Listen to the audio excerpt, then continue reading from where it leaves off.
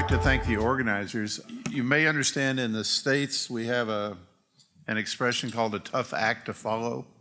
They gave me a very tough act to follow. I'm not going to be as erudite, I think, as Ross is, but Ross is one of the original thinkers in the world now, so I'll do my best to follow him. Now, if you're interested in sport, the guy on the left, Eamon Coghlan, this is a 1983 World Championship 5,000 meters. He's 110 meters from the finish, and he's shaking his hands like this because he knows he's won. That's where every athlete wants to be. If you're a trainer, if you're a physiologist, if you're a physician that works with them, in other words, support team, that's where you want to be. On the other end of the continuum, Paula Radcliffe for many years was so far the best marathon runner in the world that it didn't matter. This is from 2006 in Athens. Now, admittedly, she'd had a few injuries that year. She was facing an enormous heat challenge because of the timing and the weather in Athens. And she frankly ran a stupid race. She went out and attacked in the heat, and she could have won 6 dozen other ways. Well, she wound up sitting on the curb watching the marathon go by. And that's, if you're Paula Radcliffe, obviously you don't want to be there, but you don't want to be her coach, you don't want to be her trainer, you don't want to be her physician because something went wrong. So how do we differentiate? How do we keep ourselves into the left box where we get the success we want? Now, you got to think broadly and conceptually. Every single thing we do is trying to make people better. We're trying to improve performance. That's our business.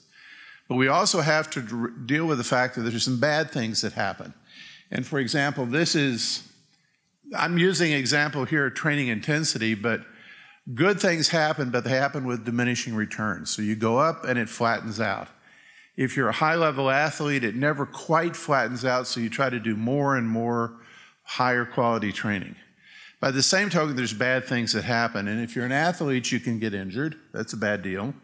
You can have functional overreaching. Well, you can get over that pretty well, but non-functional overreaching pretty well destroys the season, and if you get whatever this weird thing called overtraining season is, your season's over at least, and maybe your career's over. But you take a calculated risk to say, okay, I'll give everything I have for the chance of being on the top step. For me, most of my life, I make my life working with patients, and so I'm going to accept a lot smaller side effect or a lot smaller effect because the side effect might be that they're dead, which means I sort of failed in my job. And so everything we do is fitting people into this continuum, and you have to keep that in mind as your conceptual thing. So do you need to monitor athletes? I think, yeah, you do. You want to know if they're getting better. If you have a plan, are they following it? Does it fit? Does it work? Are they decompensating? And then how much technology you need to use? You're going to hear me stand up and say I'm not that big of a fan of technology for coaches. I think we've over-deployed it. I think technology is wonderful in the lab, but you got to find simple ways to do things. Now, just last month, John Kiley from England wrote a really sort of neat paper on periodization and maybe trying to force us to think about it a little differently. I encourage you to read it, but it's dense as hell. It's hard stuff to get through. But when you read it, you're sort of hitting yourself on the head saying, there's more to it, because we think in the old days, periodization, you train hard and you recover. You train harder and you recover. You train even harder and you recover.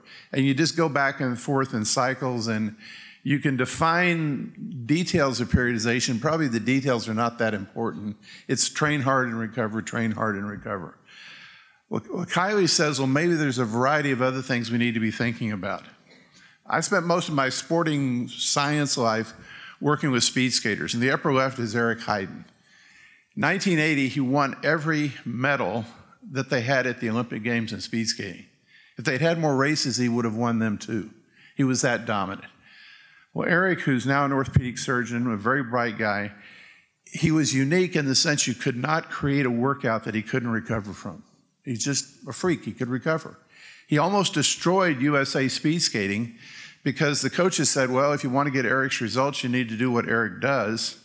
Well, that means that puts everybody in the hospital or gives them overtraining. We invented overtraining syndrome.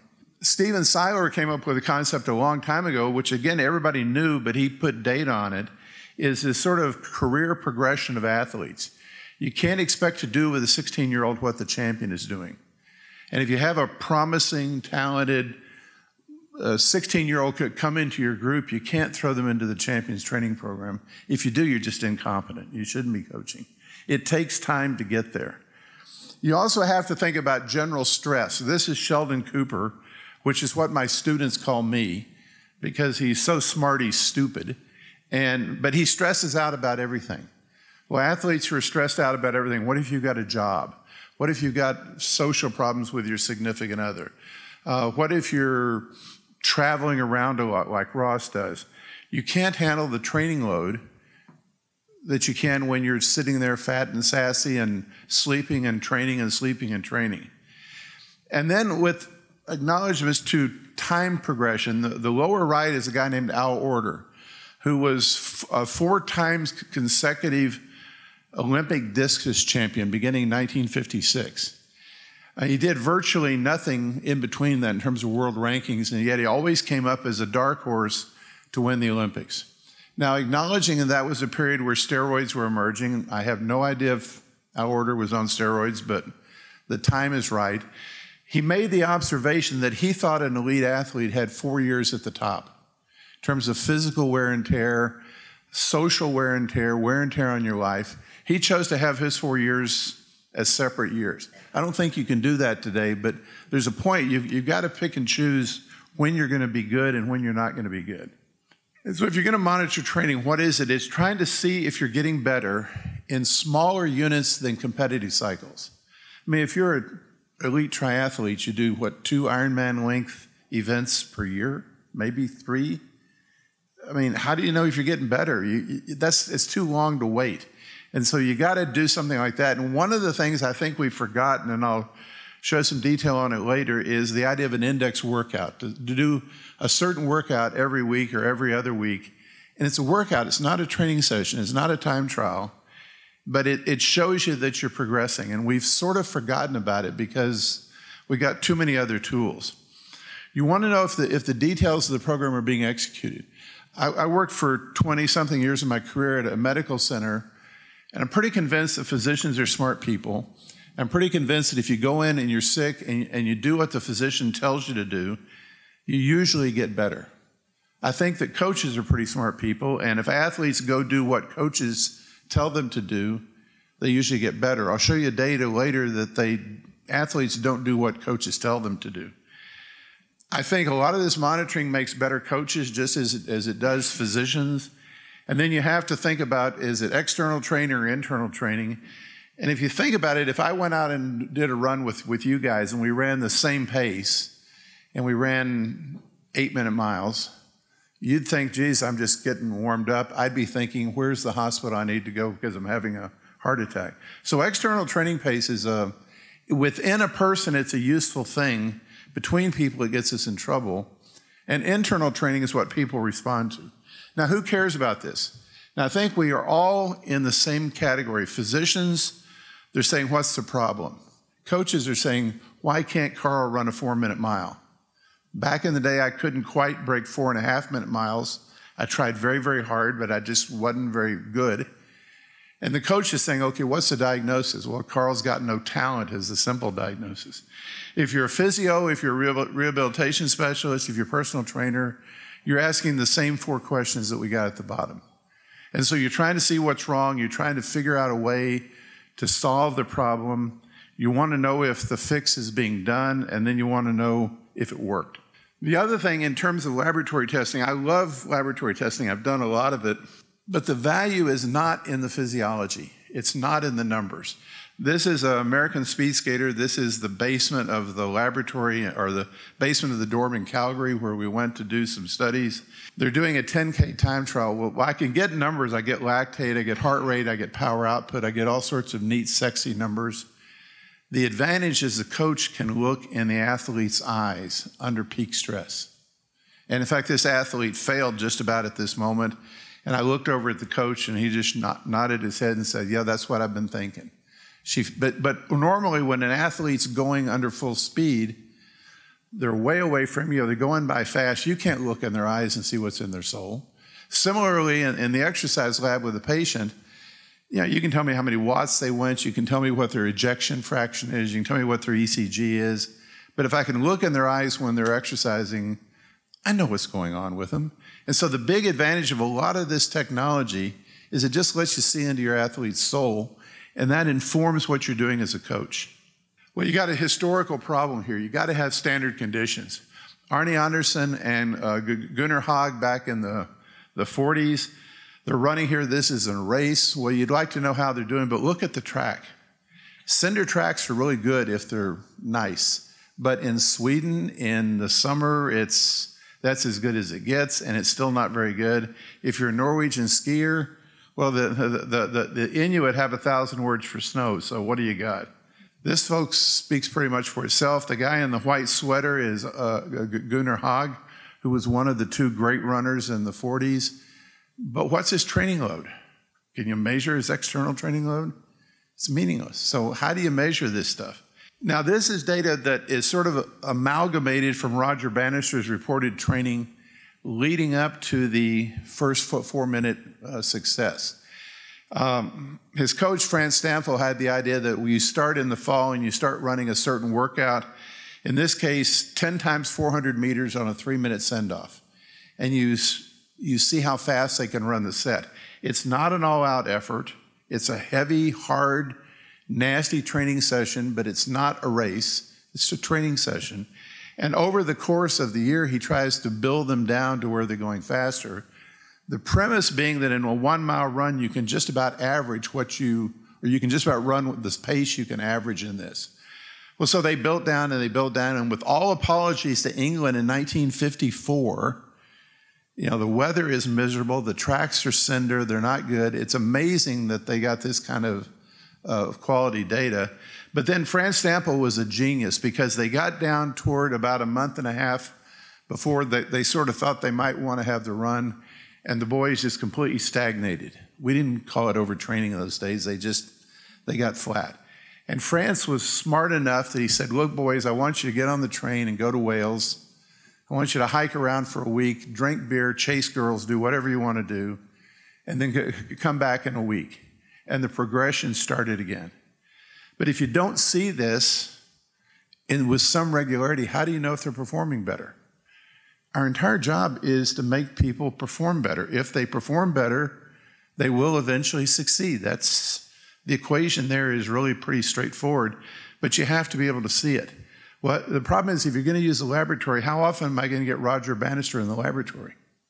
The coach is going to think he's missing training if he comes to my lab, and it's going to take me a month to get him some sexy results, and yet here you can get it in the middle of a workout. We've forgotten a lot of this, folks. And so one of my big concerns in all of this is we get too much information. We can swamp ourselves, and then you got to ask, what are coaches going to make their decisions on? What are physicians going to make their decisions on? You got to have a fairly constrained information stream to help people make decisions.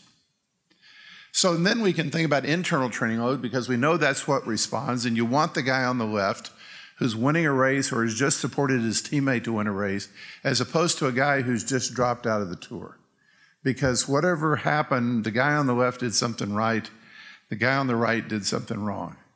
And internal training load is perceptual. When you go out, you have some expectation about what it's going to feel like, and then you're halfway into the run and saying, oh my God, what am I doing to myself?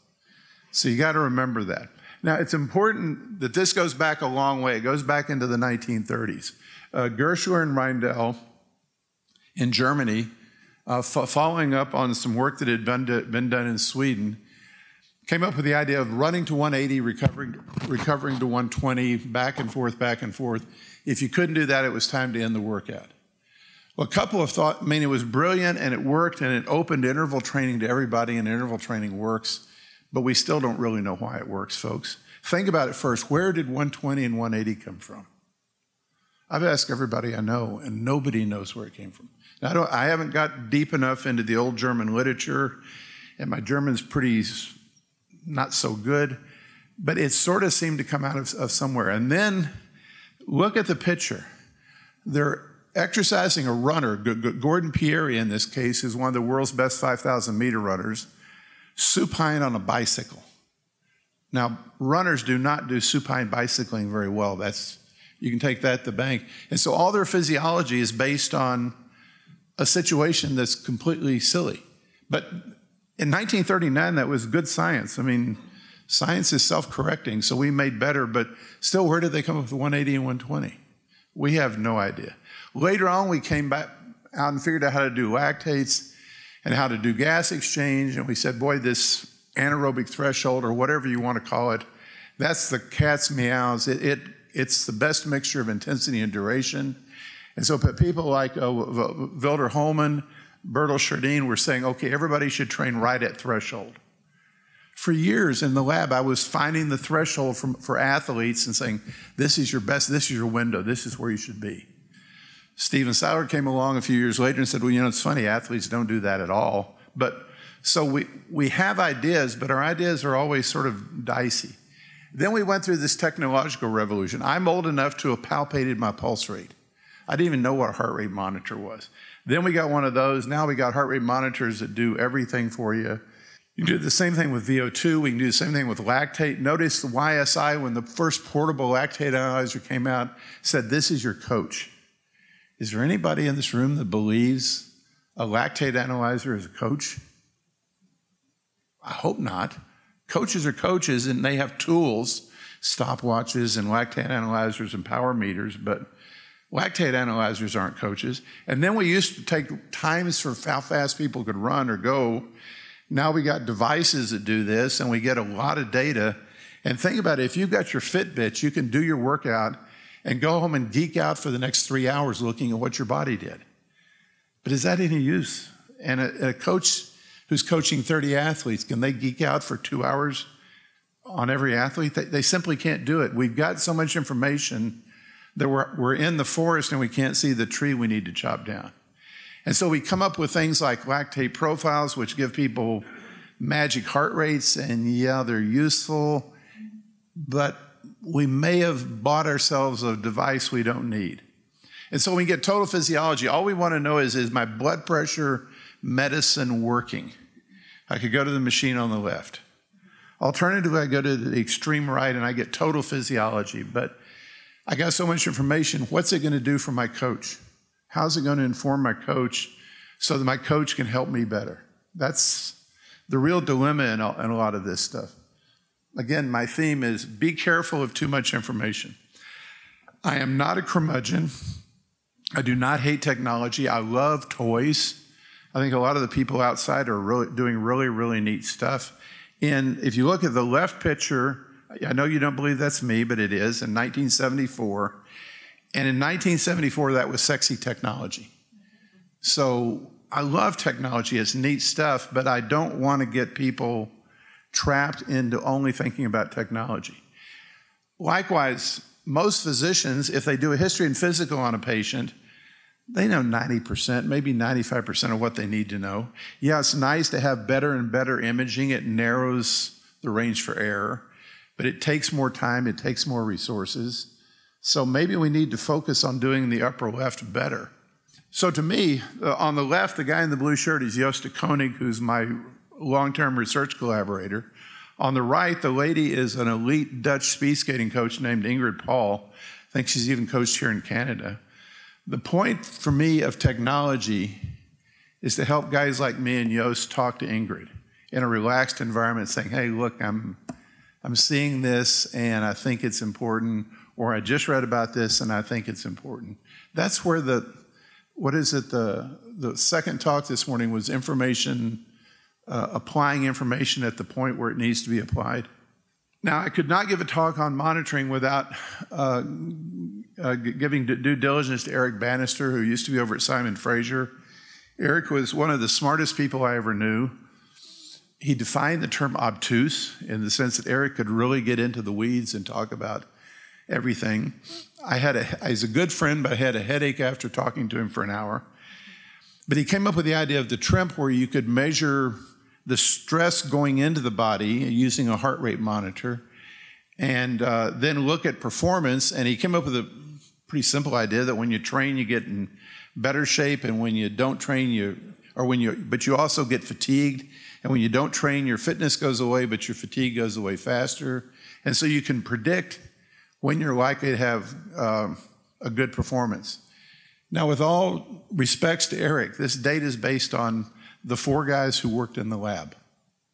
People like me who went out for a run every day at noon, and they measured their time periodically, and they had their heart. So the data is really pretty thin. It's unbelievably mathematically complicated, but the concept is brilliant. When I first read his papers, that was what I spent half my life in this pose, hitting my head because somebody does something totally brilliant. But then I thought about it. One day, an accident happened to me, a serendipitous thing. I was working out in the lab. You know, it was one of these gray November afternoons in Wisconsin. I'd finished my workout. I'd taken a shower. I was sitting in exactly the posture of the guy in blue on the bench in the locker room and said, wow, that was hard. And this little light bulb went on in my head, and I thought, wow, that's interesting. I was used to using the Borg scale in the sense that how are you doing right now? But I'd never thought about using it as a whole thing. And then literally the same day I got home, and my kids came home from soccer practice, and we asked them, well, how was workout, honey? That's what you ask when your kids come home from practice. And the coach tried to kill us. We ran and ran and ran. I nearly threw up. I hate soccer. I want to take up music. And the other one came home and said, oh, no, the coach just talked and talked. And we had to sit on the ground, and the ground was cold, and my butt froze. I hate soccer. Can I take up music? One of my kids is a musician. And so I thought, wow, that's sort of interesting. Maybe people are using verbal expressions to explain broader concepts, and maybe that tells us something. And so I thought, well, if that's true, we're using heart rate reserve as our best heart rate tool. So I took a bunch of people to the lab, threw them on the treadmill, said, work out. I measured their heart rate. I asked them, how was your workout, honey? I had to drop honey after a while because people didn't like that. And the correlation is very high. So a simple question tells me what heart rate is. I brought a bunch more people, and I put them on the treadmill or the bike, stuck holes in their fingers so I could get lactate. And what I found is that when the session RPE, the whole workout, was easy, the lactate was almost always low. And when the session RPE was high, the lactate was almost high. So now the 2 dominant technologies that everybody wanted to use at the time, this was 1995, a long time ago, I can get by asking, how was your workout, honey? And so I thought, wow, that's sort of interesting. Sally Edwards is a good friend. She wrote the book on the heart rate monitors when they came out. And she'd come up with her own concept of zones. I mean, I think that's unique to her. Later on, we had to modify it because Sally had 5 zones that were sort of arbitrary. You can really only define 3 in terms of physiology. But then we came up with the idea that you could, if you look on the right, you can give points for the time in the zone. So a low zone you get less points for. A high zone you get more credit for. So we could come up with a number, in this case 86, which tells me that was that workout. Now, it does a bunch of good things. First, Eric Banister was too computationally complicated. Second, he used average % heart rate reserve. What athlete runs steady state all the time? Intervals are important to athletes. You got to find a way to account for them, which Eric's data didn't do. Then you have to anchor every training session with a test. Now, you guys train people that have 3 primary events, and they might also do a few other cross-training kinds of activities. How many exercise tests are you going to do to anchor all this stuff? What kind of resources do you have when you're talking about 14-year-old kids? You just don't have the resources. What if the monitor fails? Does that mean you didn't work out? That happens a lot. I work with speed skaters. I love speed skaters, but they're dumb. Would you go out in your underwear and go 30 miles an hour in Edmonton in the winter? Speed skaters do. I mean, they're dumb. And so half the time they forget to bring their heart rate monitor. Does that mean they don't have a workout? Then also with the speed skaters, they do a lot of hoppy, bouncy, plyometric-y, weightlifty stuff. They're like Tigger, you know, in the Winnie the Pooh stories. If their heart rate could be 400 beats a minute, it would be, but it can't be. So how do I use the heart rate monitor? Works great for steady state bike riding or steady state running, but doesn't work so well with interval training. And then what about high intensity training, which is a problem? And so we came up with a really simple one, and I've got to apologize to all the true RPE people in the world. Gunnar Borg's a very old man right now, but he turns over every now and then and says, "Damn Foster." Because when they created the perceived exertion scale and its modification, the category ratio scale, they picked very specific words. They used, for example, light exertion. Well, if you're from Britain, you understand what light exertion is. Americans, or people from the States, we're so imprecise with our language use, we have no idea what light exertion is. But I said, easy. I said, oh, okay, I understand that. And then Borg and them used the term severe. What does severe exertion mean? If you're a British-speaking person, that makes perfect sense. To an American, at least south of the border, they don't know what severe exertion is, but they know what the word hard means. So we changed words, we added cartoons, we added colors. They think I'm the worst thing that ever happened, but it works. And so we came up with this, and we said, tell us how was your workout. We waited about 30 minutes, but it turns out that's not even a critical number. And then we multiplied the duration by the number of minutes, and then you sum it up over the week. If you do 2 workouts a day, you got to sum it up. And for about 80% of people, they'll do this. The other 20% will be accountants, and they'll have to tell you separately about the warm-up and the middle of the workout and the cool down, but then you just got to play their game with them. At about the same period of time, we were thinking about this, and overtraining syndrome was still a big dilemma. We didn't know what it was. We didn't know how to get it measuring. Well, it turns out horses get a version of overtraining syndrome. You know, if I get overtraining syndrome, who cares? My girlfriend cares. My cat cares. Nobody else in the universe cares. But racehorses, if they get it, somebody loses a lot of money. And so Gerrit Brown in the Netherlands, working with Harm Kuipers, got this big horsey treadmill. And they got horses, and they could run them till they went backwards off the treadmill, so they had to measure performance. And then they started training them. And this is schematic. It's not a certain number of days, but in the lower left, they trained them hard day, easy day, hard day, easy day. That's how you train horses. And they had a performance in yellow, and they get better when they train. And then they trained them harder, and you get more better. And then they trained them harder, and you get more better. But notice the curve is already flattening off. And then they said, well, we can't train the horses any harder. They're at the limit. Let's just take away the recovery days. So they cut down the recovery days. The horses immediately deteriorated. It told us in that moment that overtraining syndrome was not overtraining. It was screwing up your recovery. So if you can run a marathon 3 days a week if you're a runner, and probably get away with it if you sit on the couch the other 4 days a week. But you can't run a marathon every day and run 15 miles on the off days. You just can't do it. Then I thought, okay, well, if the problem is not this, is lacking variation in training hard days and easy days, I had to find a way to express that. And so I said to myself, well, if I looked at something called the coefficient of variation, which is the standard deviation divided by the mean, that's a standard statistics 101 tool. But I wanted bad to go up, and I wanted things that weren't challenging to go up, so I just flipped it over. And I came up with the term monotony. I was actually going to use the term lack of variability, but I was working with a Dutch coach who couldn't say variability. It just doesn't come out of a Dutch mouth. So I had monotony, monotony. Not that it's boring, but, and so we have and then if you multiply the amount of training you're doing, the TRIMPs, the load, times monotony, you get a value called, which I called strain, which I think predicts bad things that are going to happen. And then it got really sexy in just a minute here. But you can do this in this way. So you've got Sunday, you go out for an hour, and it's 5, which is hard, so you get a number of points. And you go through the week that way. You need to have high TRIMPs. You need to train hard to turn on protein synthesis, which is what training is about. But you get to, if you have high strain, you're going to get something bad happening. So I can calculate these. I can visualize the variability within the week. I can tell you this monotony number in any serious athlete, if it's above 2, they need a day off.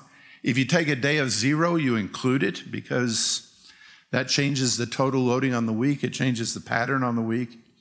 And then we did 2 really critical experiments. In the left, I talked to a bunch of speed skaters, and I told you they weren't too smart, to come into my lab and ride to 10 kilometers on this bike that I have. And I convinced them this was a fun thing to do and to keep a diary. And so we did that over the space of several months. And their performances get better as they train more, as they go from the holiday part of the year into the serious, hard training part of the year. So I thought, well, that's sort of neat. And everybody sort of had the same pattern. So I said, let's just average it. And I'm probably doing things that any statistician would be turning over in the grave on. And so I get an average curve there in the middle left. And it says, well, that's sort of neat. But I said to myself, well, nobody's ever going to train nothing because even when athletes are in vacation periods, they're doing more than most people are doing. So I normalized it to doing 30 minutes at a moderate intensity 5 days a week. Really light, keep fit kind of training. And I get a curve that makes sense for everybody. And then by pure dumb luck, if you go from 500 units a week, which is pretty easy, to 5,000, which is about 2.5 hours at hard every day of the week, so that's pretty significant training, you improve. So a 10-fold increase, you improve by about 10% in a 10-kilometer time trial, which is about an 18-minute effort. I didn't expect 10-fold to be 10%, but that's the way it worked out. And so we know they get better when they train, and it's got a proportional and predictable pattern to it. But then there's the other side of the coin. What happens? Well, we showed in the middle graph here that the heart rate points that I can accumulate in my little "how was your workout, honey" technique give us fundamentally the same answer. And so then I said, when are they deteriorating? I got to figure out a way they're deteriorating. The coaches weren't doing index workouts like I wanted them to do, but athletes get a lot of sniffles and a lot of colds. And in the States, in Milwaukee, we have an indoor ice rink, which is fine. You don't have to be freezing your butt outside, but you're breathing recycled air. And so you get a lot of little respiratory infections. So one of the so-called features of overtraining is respiratory infections. So I plotted them individually, and each little dot up there is a respiratory infection in a given athlete. And then I tried to just move my little curve to where I could explain the most I could. And again, it's a little synthetic, but what I found is that 90% of the time, if they got above their individual threshold, they were going to get sick. Or I could explain 90% of the illnesses by being above this, and strain works better than training load because it includes monotony, which means you got to have rest days in there. Now, in all fairness, about half the time you can successfully get above your own individual threshold and you get away with it. There's a whole bunch of stuff in immunology about I could be very immunosuppressed and there's not a bug floating by, I'm not going to get sick. So there's other issues involved. But then I still want to measure intensity. About the time I moved to lacrosse, we needed some simple theses for master's students.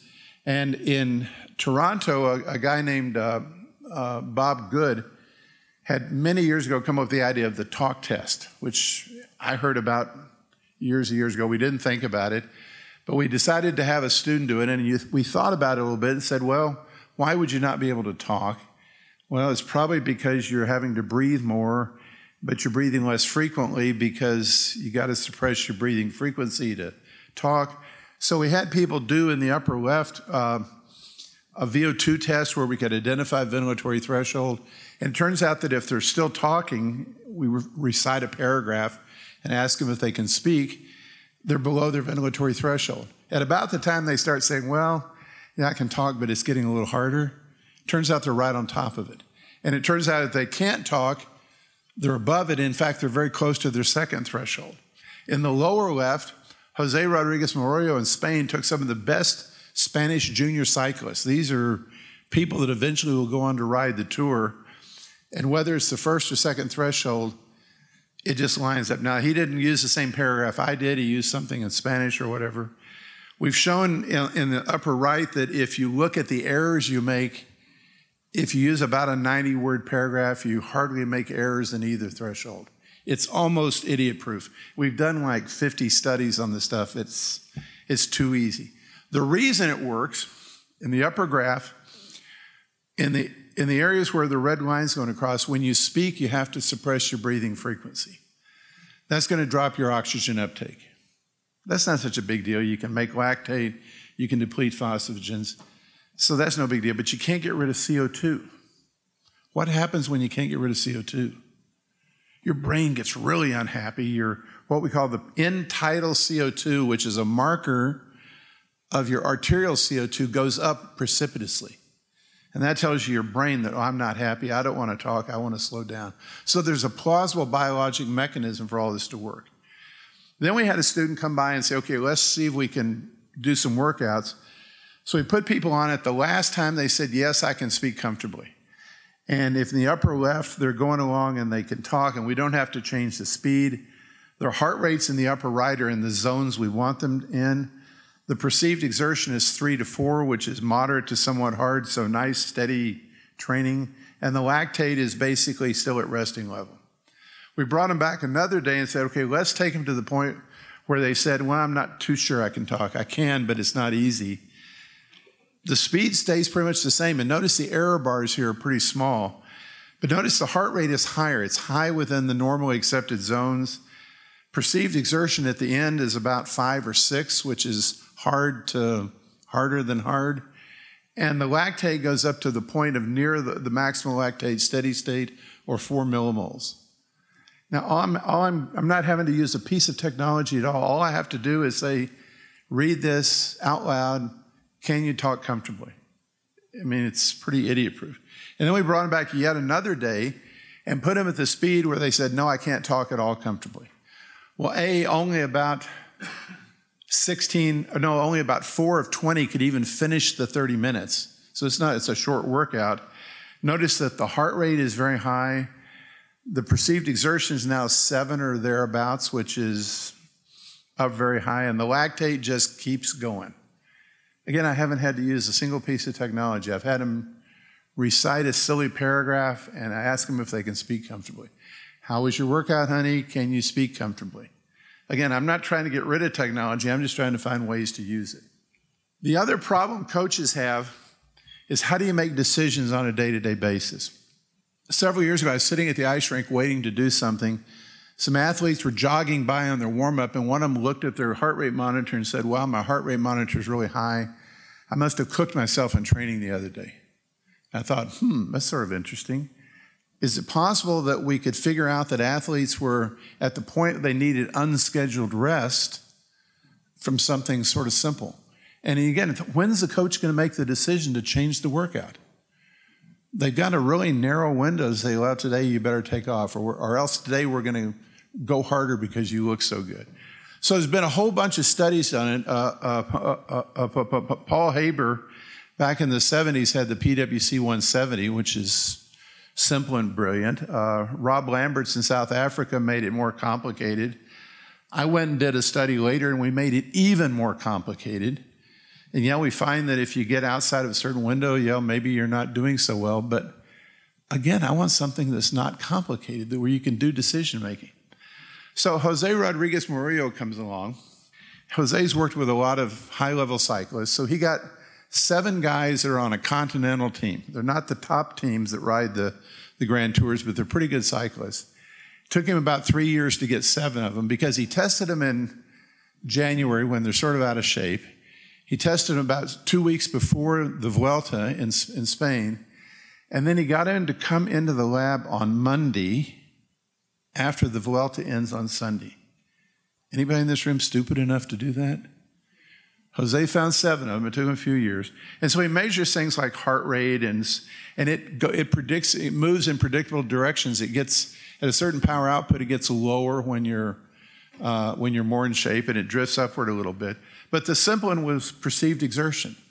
And everybody's going to warm up, aren't they? You can do a warm-up every day. You got an erg, you can put them on a trainer, you can measure power output, and guess what happened? Perceived exertion, you pick a value of about, say, 5 on the perceived exertion scale where it's hard, which is just getting above threshold. You're going to do that in warm-up anyway.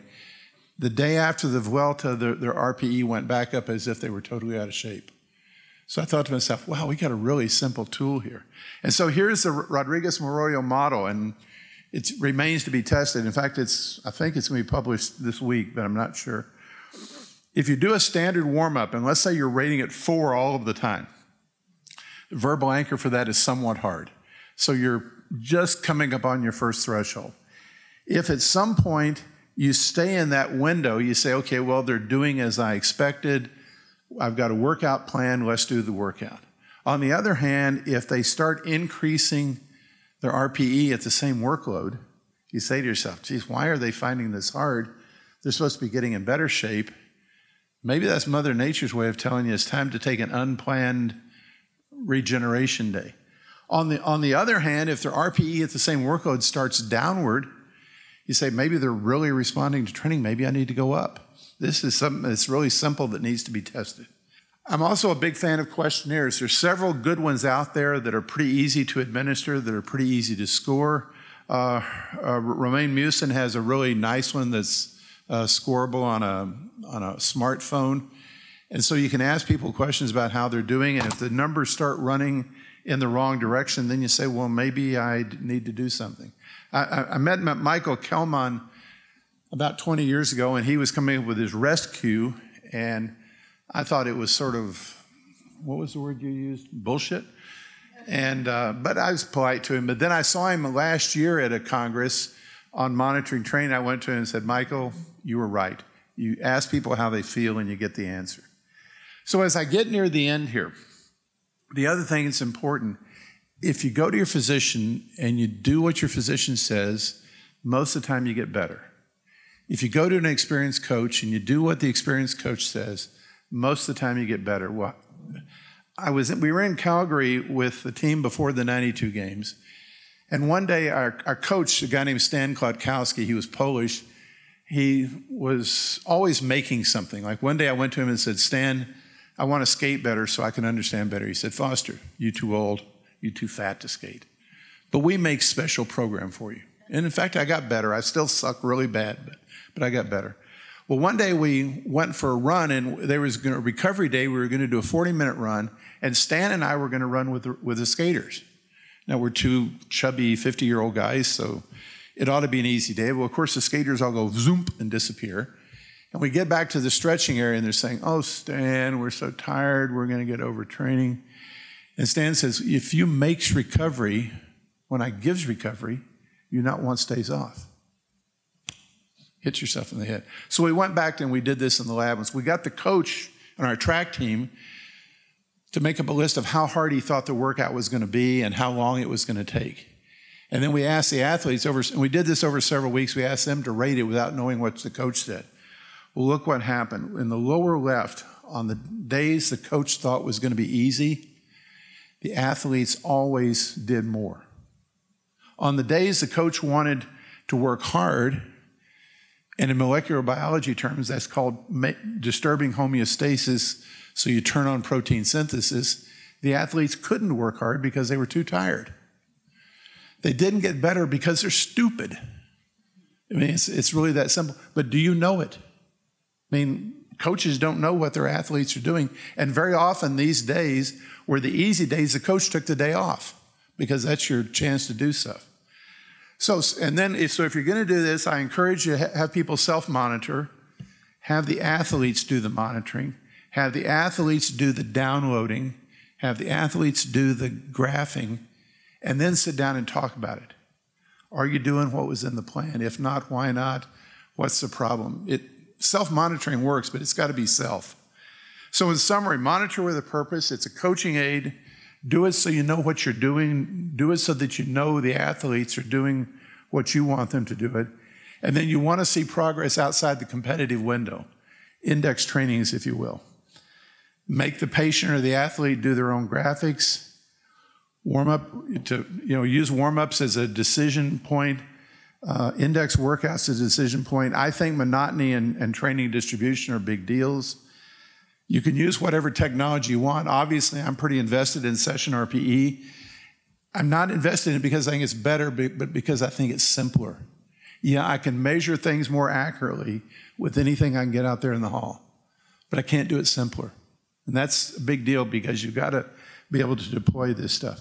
So you ask questions. How was your workout? Can you talk? So keep it simple, stupid. Now, the last thing, the organizers asked me to put a couple of things in, so I'm responding to that. Pick a way of training. The simpler it is, the better. You got to look at other elements of stress. How many hours are they working? How's their things going with their significant other? If you have to watch The Bachelor to get into the language of your athletes or whatever else, it gets you into their language. I don't think this is gender dependent. So I think it works. In fact, all my studies, I do men and women because I think they're people.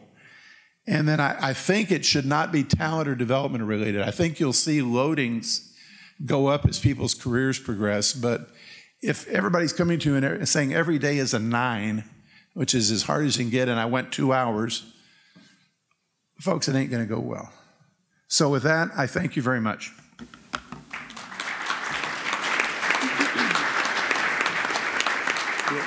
We have time for 2 questions. And see, this tells you also that the thing you should do is to get them to go to my lectures, because it's perfect regeneration training. All my students just have a nice relaxation. I work with 1 or 2 athletes that really struggle to give me an RP. They think I'm talking nonsense, and I can't see it from their perspective. I don't understand how they can't tell me how hard it was on a scale of 1 to 10. And they just say, like, oh, I don't know, I don't know. Like, have you experienced that before, and do you have any workarounds? Take the numbers away. Yeah. Put the words up. Ask them to tell their grandmother how their workout was. Yeah. Their grandmother doesn't understand obla. Their grandmother doesn't understand threshold. But if Grandma, it was really, really hard, I'm tired. They just told you it's an 8. But sometimes you have to take the numbers away and then translate, and they'll get used to it. But I know there are a certain number of people out there who have trouble with it.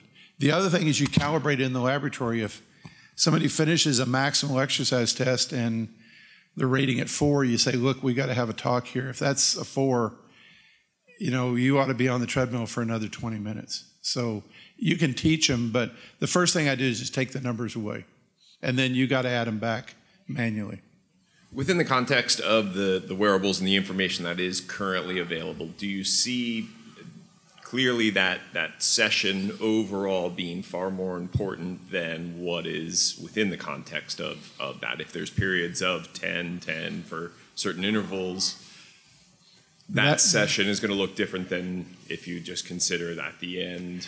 Yeah, that's a big open question. It's the one big argument that Steven Seiler and I have all the time. And full disclosure, Steve and I are good friends for a lot of years. And he looks at absolute intensity as his marker when you talk about training distribution. And I say, Steve, what happens on the 4-hour bike ride in zone 1? When you lay your head down that night, you're still going to say, wow, that was a tough one. So it's still a big session. In terms of turning on protein synthesis, you've disturbed homeostasis, but you still may only be in zone 1. So I think that's a problem, and I think that's where session RP is unique. But I think that you need to get people up to where they are turning on protein synthesis. And if you need a tool like heart rate or power or something, it's great. When I ride the bike in the gym, I'm looking at watts all the time, because I have a screwy heart rate, and B, I like watts, but I don't download it or anything. I just know that if I ride a certain number of watts, I can get above a certain value for each interval, and it's not such a bad workout. So to me, it's an extremely simple tool, which is why I like it. But you lose information, and it's a trade-off you got to make. By the same token, if you download an SRM, even if you've calibrated against a maximal test, or even if you calibrated against a 20-minute ride or something like that, you still get so much information that unless you're prepared to geek out for 2 hours, and I know a lot of triathletes and runners and cyclists, that's what they do at night after the run. But if you're the coach and you got to be doing the decision making, you don't got 2 hours to geek out. You got to come up with some sort of summary data that says, yes, I pushed him. Today I'm not pushing him. Yes, I pushed him. That's the essence of periodization, with all the other things that John Kiley's telling us we need to think about. All right, thank you very much, Dr. Foster.